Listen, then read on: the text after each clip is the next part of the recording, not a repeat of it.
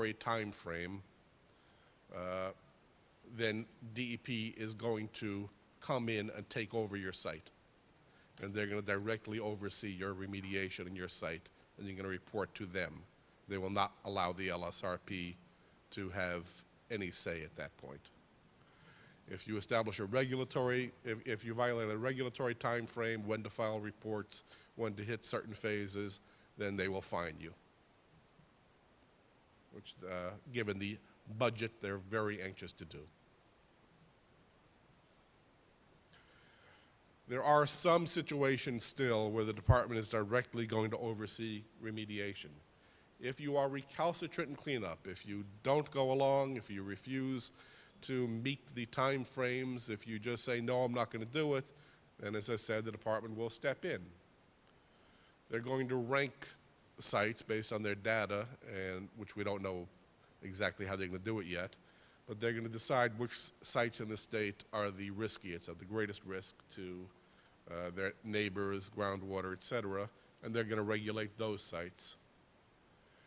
This is an open issue that a lot of us are talking about. Will permit rules be a backdoor?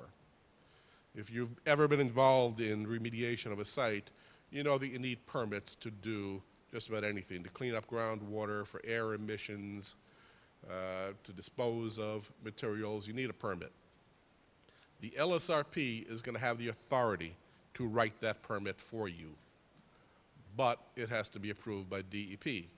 And DEP can establish conditions. It's still in its infancy, and they're still looking at most of this. We don't know where it's going to go, but I think that it's going to be a way for DEP to get in the back door and keep regulating sites if they want to, if they have the staff and the budget. Presumptive remedies is new.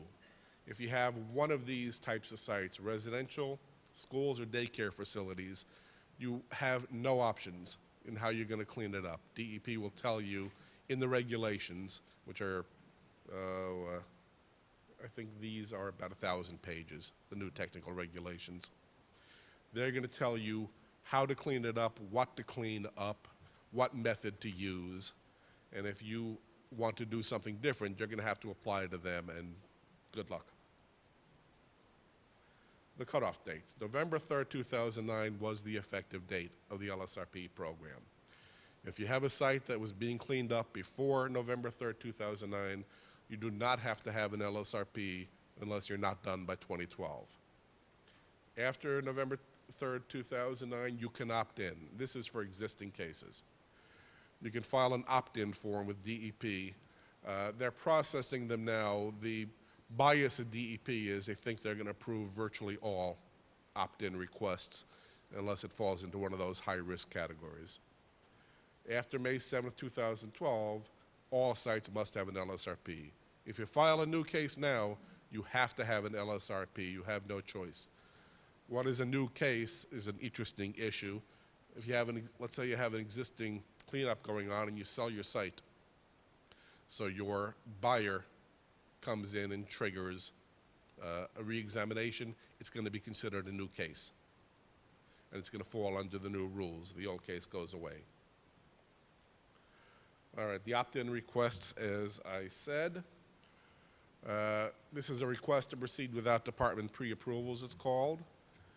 The form is required if you had a site prior to November 4th, 2009. Otherwise, you don't file the form. You just proceed.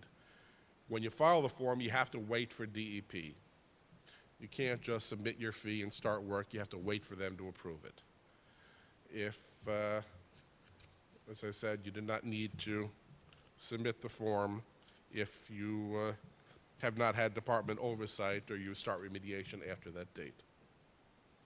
Stop work points. When does an LSRP have to stop and report to DEP? IEC conditions, that's the emergency conditions.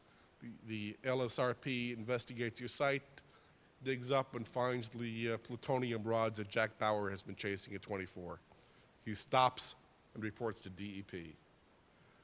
Alternate presumptive remedy, if you want to do something different in schools, daycare facilities, he can't proceed without DEP approval.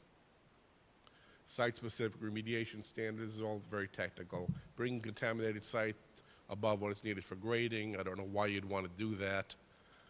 Landfills and any remedial use that would render a property unusable for development. That's kind of a catch-all saying they're not going to allow remedies that require capping an unused site and not allowing it to be developed at a future date. When is remediation completed? The LSRP issues an RAO. There are no further action letters at DEP.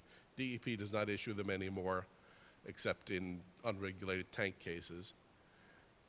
Now, if you've ever gotten a no further action letter, you know it contains a covenant not to sue, where the state guarantees that you will not be sued for having undergone the contamination. That no longer exists. You no longer have that protection. The LSRP cannot issue a covenant not to sue. 3-year audit period. This is a major problem, I think the biggest problem with the new law.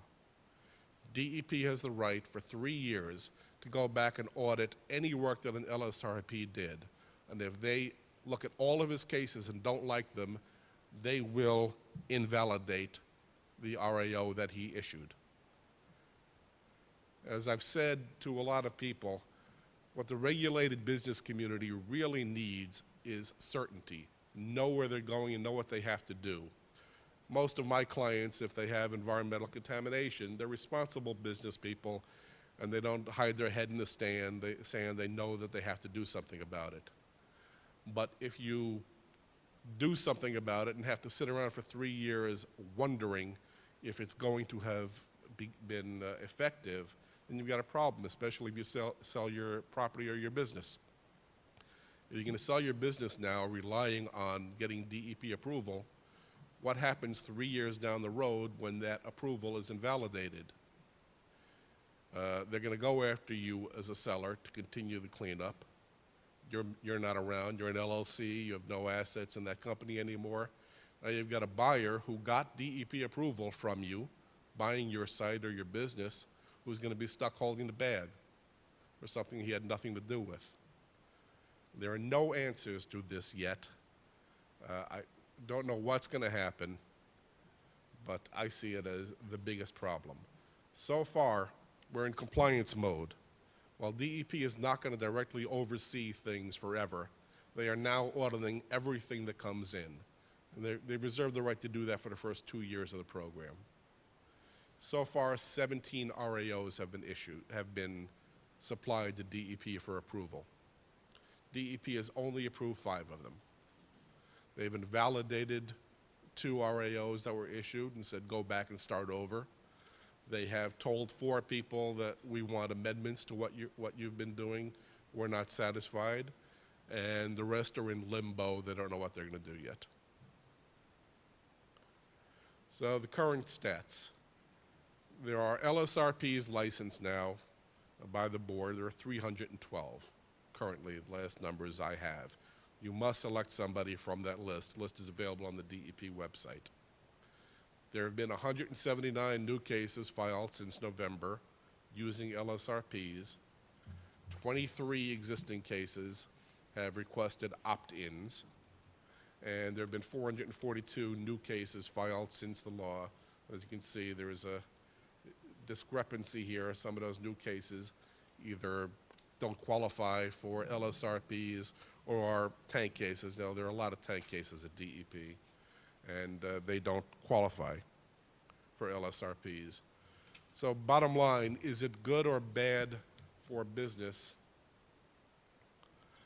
I think ultimately it's going to be good for business because business can proceed after this whole pilot program is over without going to DEP for approval at every phase. Cases are terribly backlogged. There were 30,000 backlogged cases at DEP that were going nowhere. I know of at least 2 18 and 19-year-old cases at DEP. I know of cases that have waited 4 and 5 years for a DEP response without being able to do anything. You'll now be able to go forward and get it done. But is it going to be done right Is it going to be final? That's the